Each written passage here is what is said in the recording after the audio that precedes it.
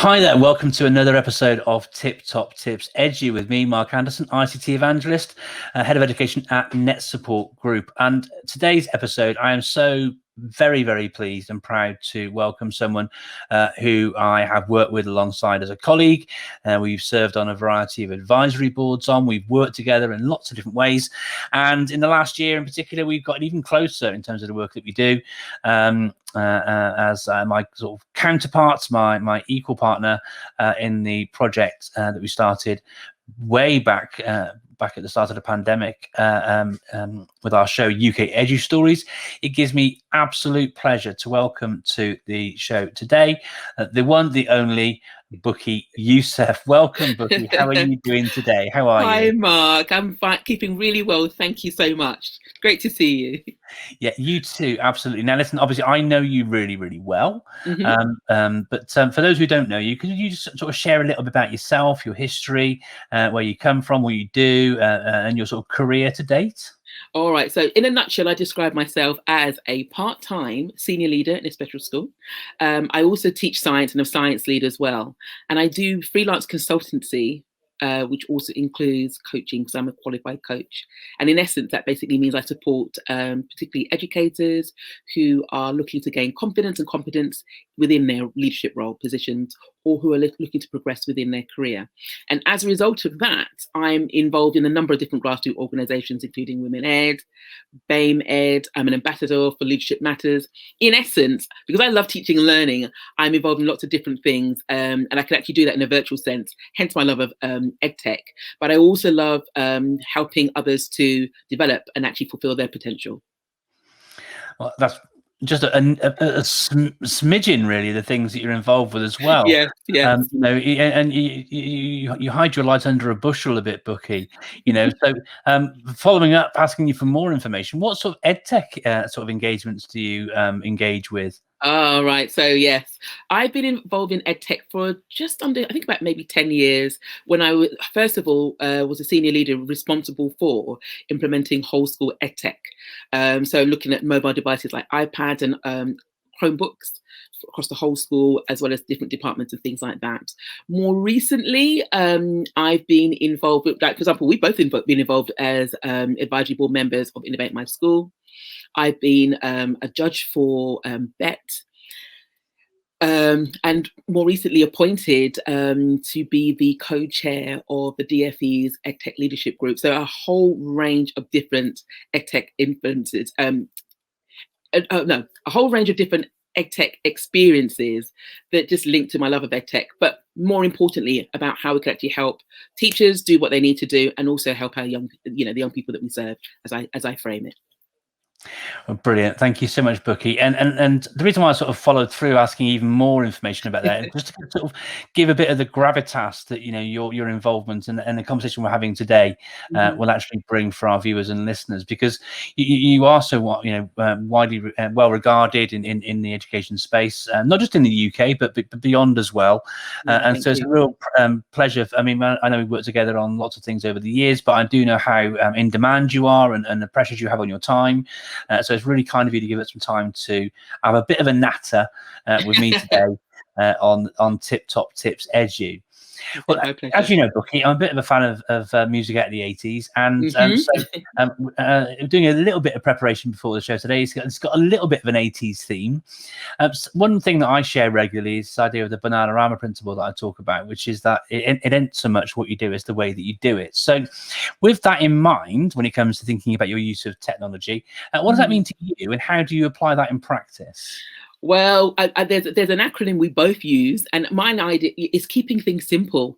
And I know there are so many. I know there are so many whiz bang ways of, like VR, AR, all kinds of, like machine-based learning, really complex and exciting things.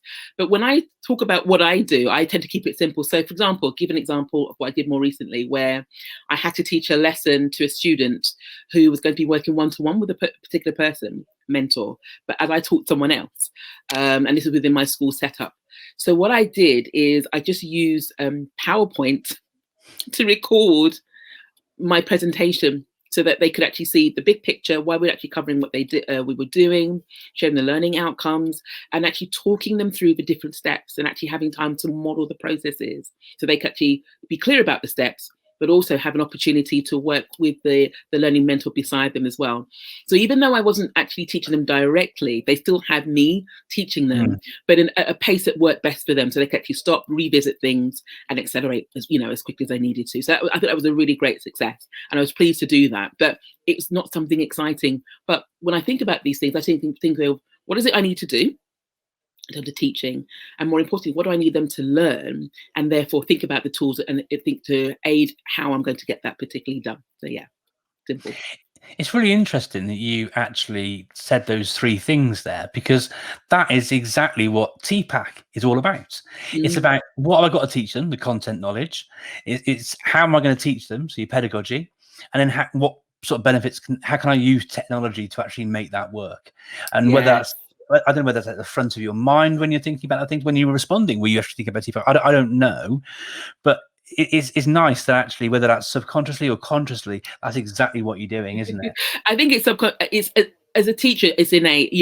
No matter what I do, there's got to have, you have to have that absolute clarity. Otherwise, it'll be hit and miss, and it doesn't serve its purpose. I mean, at the end of the day, if it enhances the teaching, fantastic. But most importantly, does it move the learning forward? Does it help that young person to progress and to demonstrate their learning? And if it doesn't do that, there's no point investing that. So I think subconsciously, as a teacher, teachers in my DNA, so to speak, those are the questions I always have in mind. Brilliant stuff. Thank you, Bukky. So moving on with the 80s theme, stop, collaborate and listen. So if you don't know that song, then where have you been? But thinking about that sort of thing, technology, particularly cloud products, we see this with our classroom cloud products at NetSupport. It brings lots of opportunities and benefits, particularly around collaboration. So have you got any ideas about how, or things from your own practice where you enable and facilitate collaboration with your students? Yeah, again, keeping it really simple.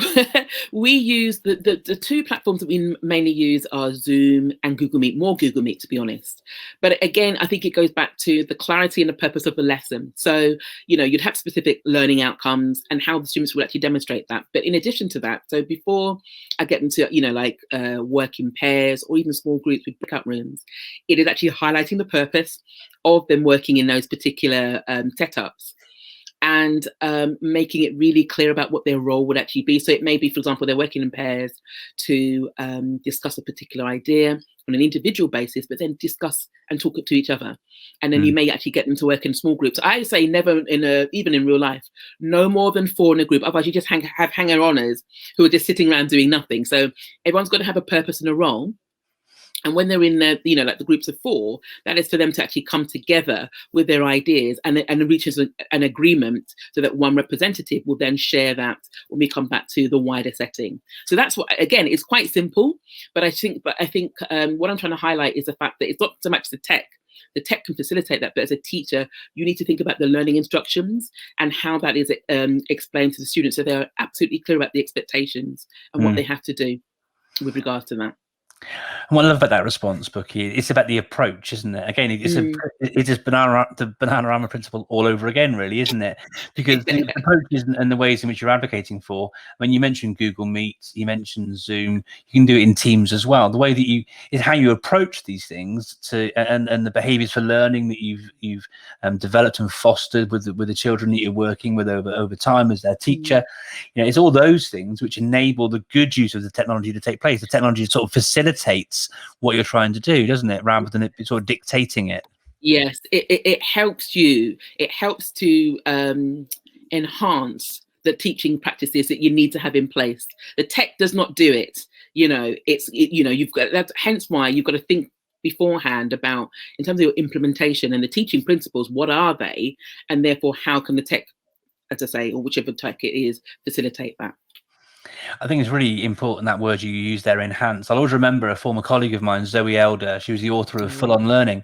And she, when we were doing our one-to-one project in Clevedon back, don't know, 10 or so more years ago now. Mm-hmm. But she quite rightly said then, and I've been guilty of it sometimes because I'm so geeky, you know, you can't help yourself sometimes, can you? I know. Yeah. And it is difficult to rein yourself in if you are really passionate about the potential and things of technology. But she said, you know, as your sort of rudder, you know, always make sure that technology enhances but doesn't dictate the learning. And I think that's the strong message that's coming through from what you're sharing there as well. So absolutely, yes. Thank you so much, Bukky. Keeping our 80s theme going. So I'm a big fan of Twitter. And speaking of which, I was using Twitter last night, and a common friend of ours, Graham Andre, assistant head teacher at school on the Isle of Wight, he tweeted last night this, and it was only for a bit of fun, a bit of a challenge. You know, someone's left a credit on the jukebox in the pub, wherever it is that you are. What song do you choose? And it brought lots of different responses and all this different thing. But what that sort of got me, and you know when sometimes you get a song in your head and you just can't get rid of it.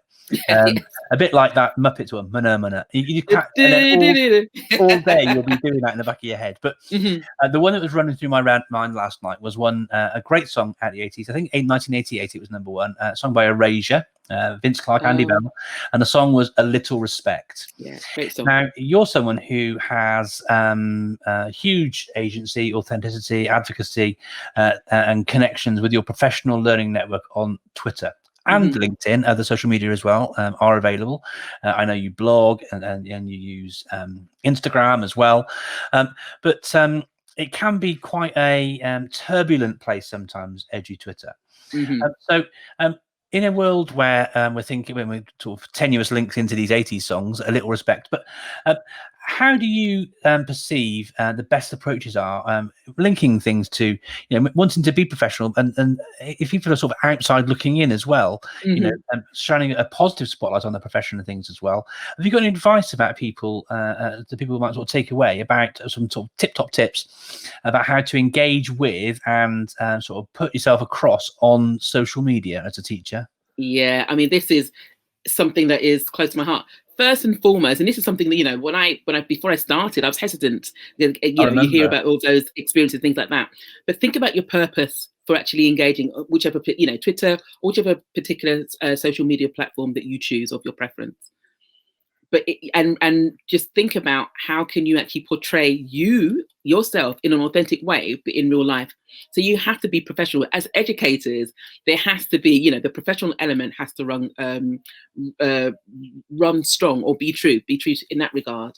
And I know sometimes it's easier said than done. So, for example, you know, there are lots of discussions and debates, and I think discussions and debates, particularly, or even agreeing someone, you know, disagreeing with someone is healthy, but it's keeping your cool and thinking about what you can positively add to the discussions, you know. So if there are things that people are saying that I'm not sure about, I'll actually genuinely ask, you know, I will say, asking out a genuine quote curiosity, what does this particular thing mean? So they can see that I am being polite, I am being professional, but I want to understand it a bit more. If it becomes clear that the person you're just, you know, like you're having maybe a disagreement with really isn't receptive to listening for whatever reason, then we have a choice. You either can, you know, continue to engage with that, but realizing that, you know, your irritation levels or emotions may run high, and you may tweet something that you didn't really mean to say, or we can just step back and maybe re-engage at more appropriate time. We've always got a particular choice. But I just think that one thing I always say is the fact that you need to be mindful that the tweets that you share sometimes can be taken out of context, even if it wasn't meant in that particular way, because there's no tone. So I always say to people, if you have a tweet or even, you know, a message on a social media platform, that you need to be there to defend it, because there's different context, or people might misunderstand it, then don't send it. Your messages have to stand in their own right, that it's really clear about what you were saying, and it cannot be taken out of context. Someone may disagree with it, you know, we're entitled to our opinions, but that is beyond, you know, that's beyond your control. It's clear in that regard. That said, I think it's healthy to engage with people that, you know, you may not use opinions you may not agree with. You know, there are some people I follow that I don't necessarily agree with what they're saying, but they make me think about things from a different perspective. And sometimes it makes me challenge my thinking. I don't think that's an issue. And they can sometimes, they sometimes raise, Bukky, we know that you aren't, you're not always in alignment or agreement with what we say, but what we do like is that you handle this in a professional and respectful way. So I just think it's just taking time. If you feel tired or irritated or, in a particular way, that may not be the best time to respond to any messages. Just step back and be cool about it. It's interesting, isn't it? I mean, we've talked about social media. The same thing happens with emails. I know there have been emails that I've written in response to something that have come to me before now.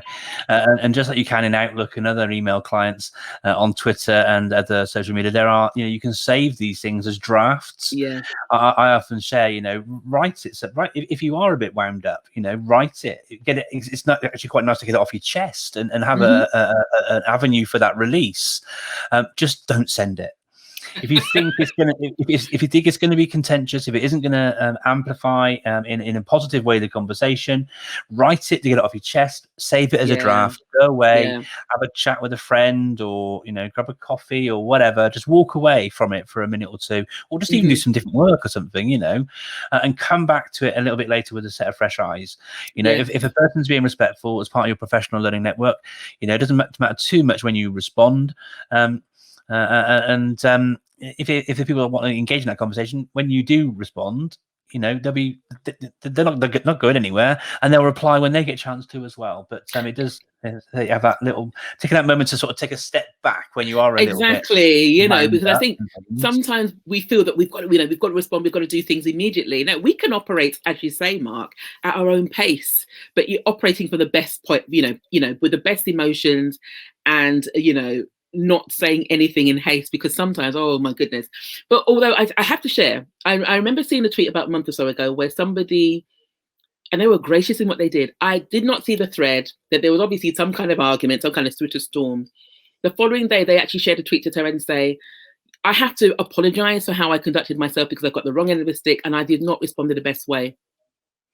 This is just to put it out there. I was applauding them because I just thought, even if you make mistakes, we have a choice about how we respond and deal with that. I did not know who that person was, but my respect for them increased massively, because I just thought it's not always easy to apologize, particularly publicly, but to hold yourself to account in that regard. People will think, we're human, we make mistakes, but people will give you more credit for that. Yeah, no, absolutely. And one of the things I like about social media as well is a lot of the reflective practice that is shared and things. I mean, often it does seem like everyone's sort of sharing their best lives and everything's there. I teach 35 lessons a week, and they're all amazing, and look at all my stuff. And really, Yes. is that the world you're living in? The pressure is to portray that. But as you say, again, some of the people I've connected with on Twitter, they've been authentic about sharing the mishaps, things that have not gone well. That's why I write and blog. Some of my most challenging posts where you feel vulnerable and shame at admitting things have not gone well, but they have been the ones that people have really been receptive to and have got the most responses. So I just think, it's about being authentic, being respectful, particularly being respectful to people that you disagree with, because you can disagree with whoever you like. It doesn't stop you from, showing them that respect. Which links nicely into the lyric, "A Little Respect." Thank you for your response to that question, Bukky. Keeping things 80s.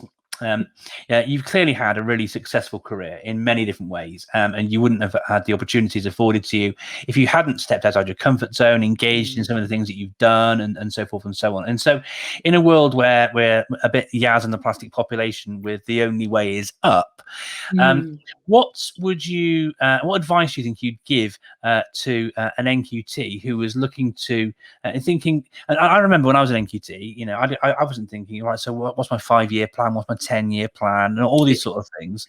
I was just like, oh my goodness, I've got to teach a class next week, and am I ready? Having just done my B.Ed. But in a world where we're thinking, the only way is up, what advice would you give to an NQT who might be thinking about what their next steps are in their career? Okay, so there's two strands to that response, Mark. What I would say is be really clear with regards to teaching and learning what you love. Be involved in your passion. Like you mentioned, we've spoken, Mark, before about passion projects because they really drive you. So, and if there are opportunities to talk about it within your department, but more importantly, more widely as part of maybe like as a working group, then engage with them because you will be receptive to other people's ideas, but more importantly, people will be able to see that you're really interested in this, and they may have you in mind to actually get you involved in other projects and things like that.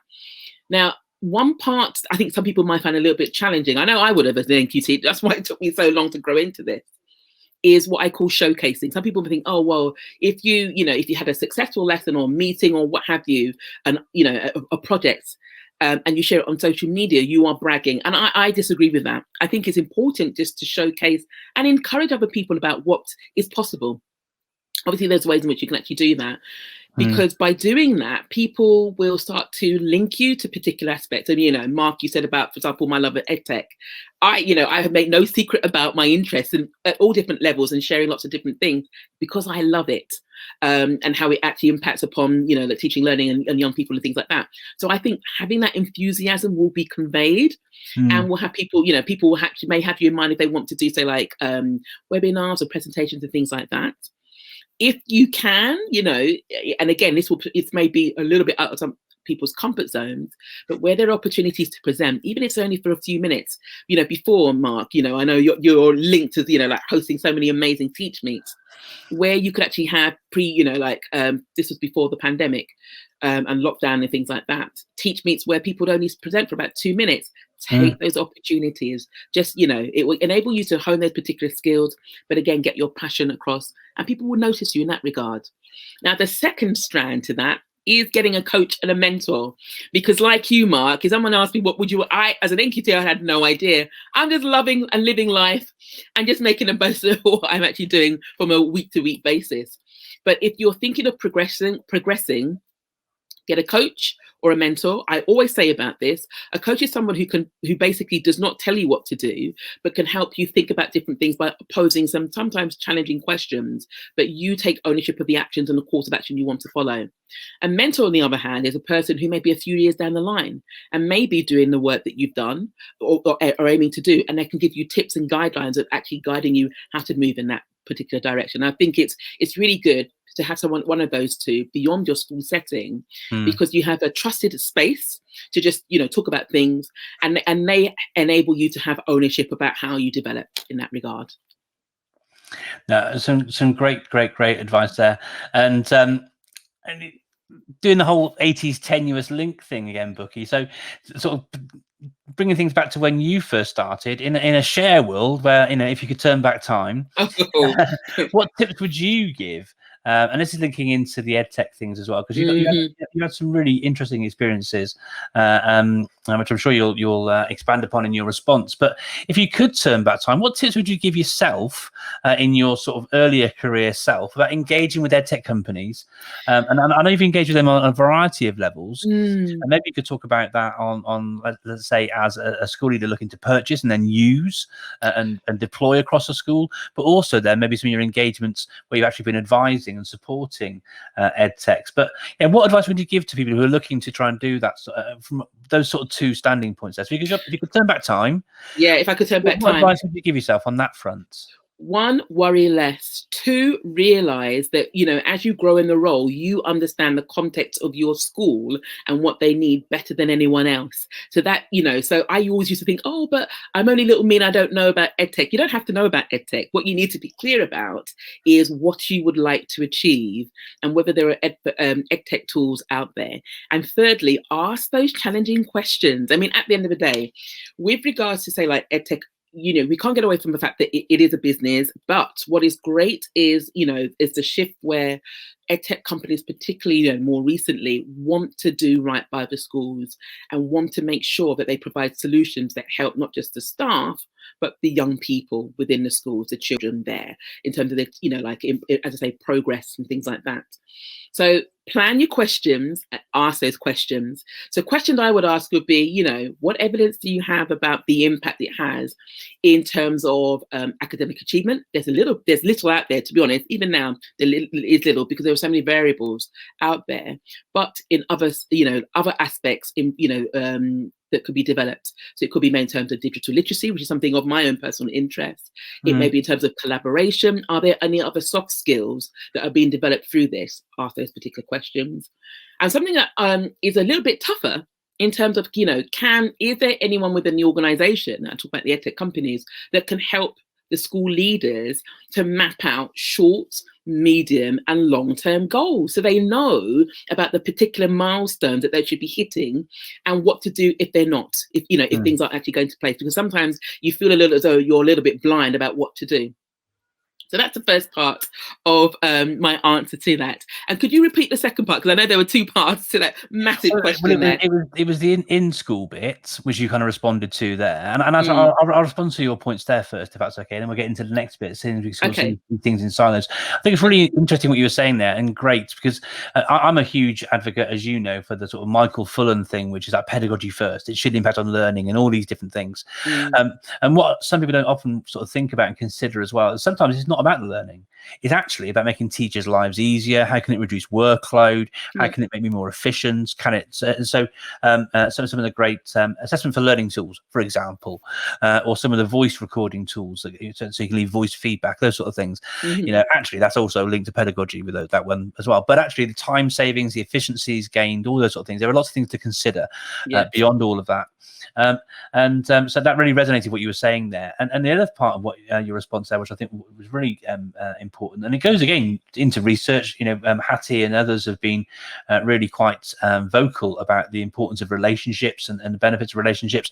Actually, relationships aren't just about that triumvirate between home, school and child. With the school, if you've got a good working relationship with the edtech companies that you actually supply into your school, and good edtech will respond to these sorts of queries and questions. One of the things that I love and was a part of my choosing for coming to work with Net Support was how brilliant they are at listening, or we are now, at listening to the needs and desires and wants from the software to the schools. And I'm privy to the development team meetings, and every request that's come in is added in as a product request, and we discuss it, and we sort of put it onto our timeline, and we factor it in, and you'll have heard Al Kingsley, our CEO, talk before about the importance of co-creation of the products in line with what schools actually want. So many, like you, I've worked with and been involved in lots of conversations with edtech companies over the years, and those who aren't really open to listening to their customers, they often go the way of blockbusters, don't they? In that, they're not responding to the needs and demands of their client base and the marketplace. And don't have that longevity. And I guess, with my team Net Support hat on, that's why we as a company have been around for more than 30 years, because it's about having that strong relationship, that strong bond. And that sort of reinforces what you were saying in your comment there. And that's the first part of that question, Bukky, was asking you about how you respond, all those sort of things, whilst you're in post in a school, thinking about that sort of thing. The second part of it, in the whole, share, if I could turn back time, offering yourself some advice to your younger self, is about how you actually engage with those companies yourself in some of those sort of advisory roles and sort of feedbacky kind of roles that you have within those organizations, because it's a tough balance to strike between still being in school, being authentic, serving your community, all those different things, whilst actually freelancing. And I know you work part-time in your role. What advice would you, if other people are thinking, I'd quite like to sort of share, I've got a passion for edtech and would like to sort of give some feedback to some of these companies, how would you go about it? What advice would you give to a younger version of yourself about all those different things? And it's similar to what I would say about an NQT. Is, first of all, it's actually vocalizing that. So again, talking about that on social media, to the platforms and things like that. So people were aware of, oh, she's got interested in a particular aspects. So I'm interested in, you know, that the strategic, the leadership aspect. So I know that's how we actually have the conversations, reaching out to different people who can actually mentor you, I suppose, or, you know, like give you insights and advice, but then taking up the opportunities to present and talk about that. You know, for example, you have some companies who are looking for teachers to review their products and give them some insights and feedback and things like that.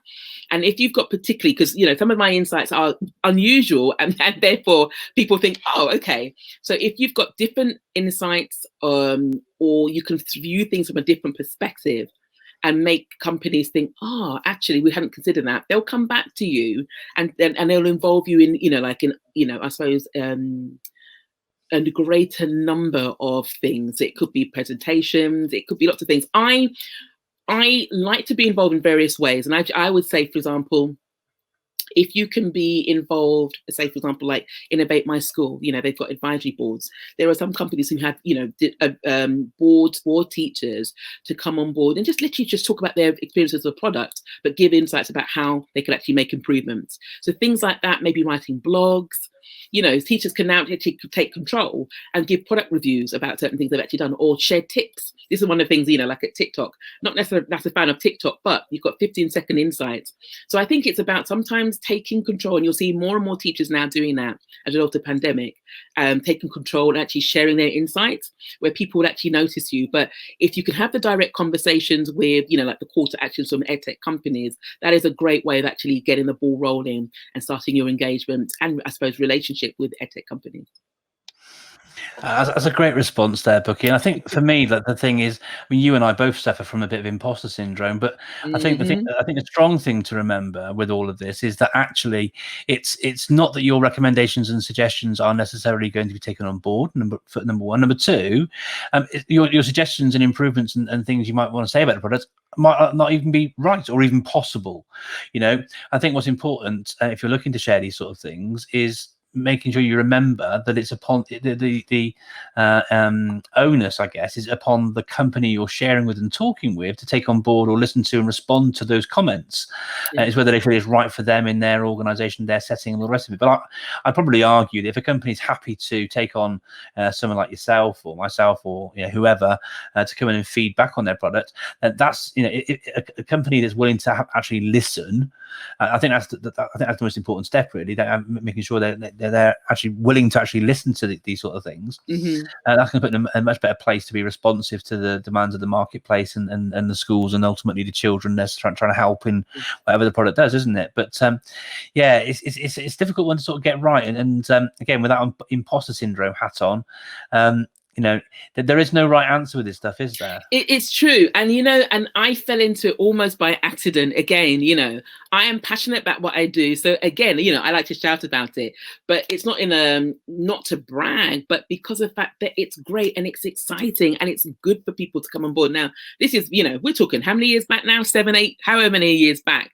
Obviously, we've got more schools and people on board with that. But I think that it's capturing that and still thinking about what difference is it making, showing, you know, even as you said, for example, before, Mark, about workflow and time saving, there are so many people, educators out there who aren't aware of this. So just sharing those particular things, primarily because you are interested in it. I did not get in edtech to be seen by companies or to be doing what I did. It happened as a byproduct of me doing that. So I think it's really important to bear that in mind, that you've got to really be, really be infused by this. Because as Mark said, you know, there may be companies who don't want to take it on board, but my enthusiasm has not waned because of that. It's, you know, it's, I love to do this. I love to do this. The fact that companies come on board and things like that, these opportunities have risen, is a byproduct, but that was not my goal to, you know, work with these companies. So I think if you're authentic and as well as enthusiastic and resilient in that regard, you know, you will make some headway in one shape or form. I think the authentic and enthusiastic are the two sort of key things, really, aren't they? Because if your starting point is I want to do this, that, and the other, then you've straight away lost your authenticity. I think. Mhm. You know, if you're coming from a starting point where, you know, we're doing this in our school, we're exploring this product, we found this great product that does this, you know, it really has that authenticity right at the heart of it, and then your enthusiasm and your passion will shine through as well. Yes, yes. And again, it goes back to that thing we said right from the beginning. In a Bananarama principle, it's not so much what you do, it's the way that you do it, isn't it? And it's Absolutely. keeping, you know, student progress or teacher efficiencies, or whatever your sort of focus is with the edtech you're exploring. I think that's a nice way to, again, using the sailing example, sort of keeping your rudder nice and straight and true on your journey. Look, Bukky, you and me, we can chat forever. I know. I mean, I'm not going to take up any more of your time, because I know you're really busy and you've got other meetings to go off and get involved with now. So I'm going to wrap things up there. If you're listening and thinking, thank goodness I can't take any more of this 80s nonsense, then that's good. I can't think of a nice 80s segue into our next question, Bukky, but if people want to sort of find out more about you, we can see your Twitter handle on screen here right now. But if you're listening back on the Netsport Radio podcast, Bukky's Twitter handle is Rondelle, RONDELLE 10 _B. But if people want to sort of connect with you in other ways, shapes and forms, Bukky, where can they find you? So they can find me on Instagram with exactly the same handle, Rondelle 10 _B, or LinkedIn. Bukky Yusuf. You just search Bukky Yusuf, you'll see my profile there, and I'm happy to engage. It may take me a while, as you know, working part-time in a school and being freelance, it may take me a while to respond, but I will get back to people. I make those connections and things like that. Brilliant stuff. Bukky, in your blog, where can people find your blog? Right, so it's still part of WordPress. Teach, lead, coach. Yes, I'm still chuckling. Yeah, private joke between myself and Mark, but yeah, it's still part of WordPress in that regard. But I share blogs for, with Leadership Matters, Women Ed. There's a whole range of places. But if you just, I'd say Google Bukky Yusuf blogs and you'll see the whole range there. Brilliant stuff. Thank you so much, Bukky. Well, look, that's it for this episode of Tip Top Tips Edu. My thanks again to Bukky for giving up some time to share some of her sort of thoughts and insights into teaching, learning, leadership, and technology. And so, with that in mind, look forward to you joining us on the very next episode of Tip Top Tips Edu. And before you go, don't forget to hit the subscribe button, which may be down there or maybe over there. I always get that wrong. I think it's down there somewhere, but somewhere down here there is a subscribe button. Please do hit that subscribe button. And if you everybody listening on the radio or on YouTube, we'd love for you to continue to join us in more episodes. Thanks so much for joining us. My name is Mark Anderson, Netsport Group, and this is Tip Top Tips Edu. Thanks so much for joining us. Take care. Thank you. Bye-bye. Bye-bye. Bye-bye.